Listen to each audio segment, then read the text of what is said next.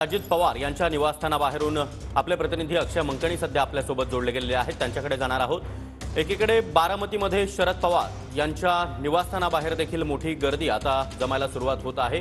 थोड्याच वेळात मतदानाला सुरुवात होणार आहे, तर दुसरीकडे अजित पवार यांच्या निवासस्थानाबाहेर नेमकी काय स्थिती आहे जाणून घेणार आहोत अक्षय यांच्याकडून। अक्षय,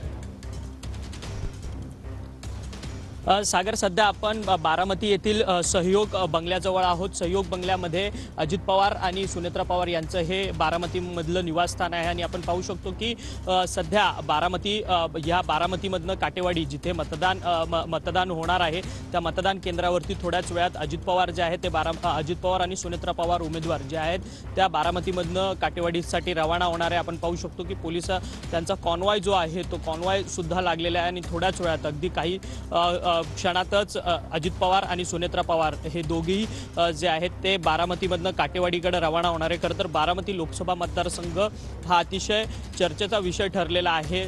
महाराष्ट्र नाही तर देशभरामध्ये या संपूर्ण मतदारसंघाची चर्चा आहे, कारण की या मतदारसंघामध्ये नणंद विरुद्ध भाऊजाई असा जरी सामना असला तरी थेट दोन पवारांमध्ये संघर्ष आहे।